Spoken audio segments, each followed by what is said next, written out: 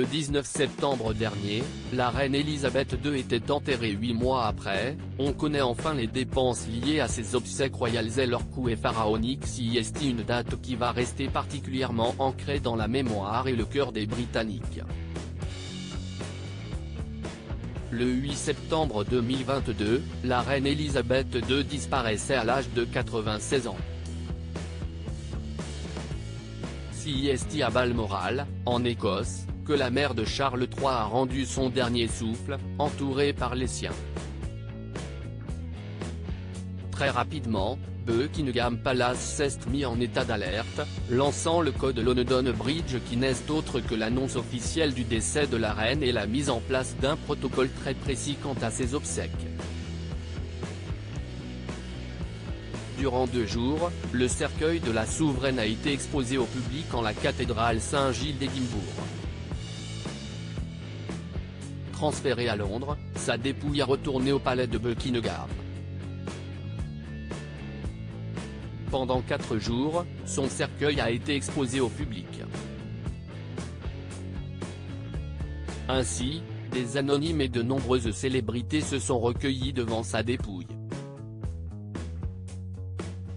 Puis le 19 septembre, les funérailles royales ont été organisées. Au total, 2000 invités ont fait le déplacement dont 500 chefs d'État. 8 mois après cet événement, le Trésor public britannique a alors révélé le coût de ses obsèques. Le contribuable a dépensé pas moins de 161,7 millions de livres sterling, soit 186 millions d'euros.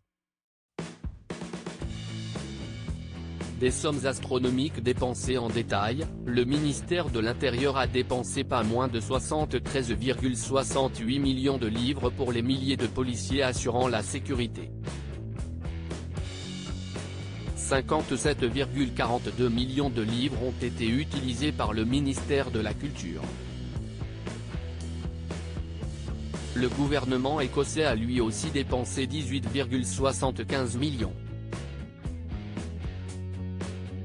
Des sommes conséquentes qui ont été donc dépensées pour cet événement tout aussi historique que tragique.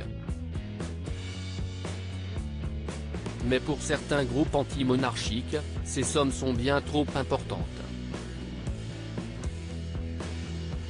Ce constat a également été fait pour le couronnement de Charles III.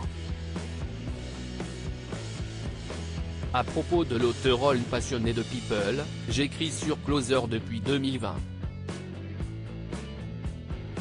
Vos célébrités préférées n'ont plus de secret pour moi.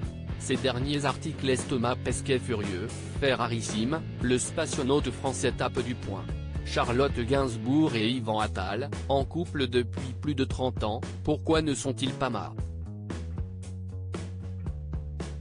Ce que je préfère chez lui, c'est le message cocasse de Laurie Tillman au sujet d'une perso.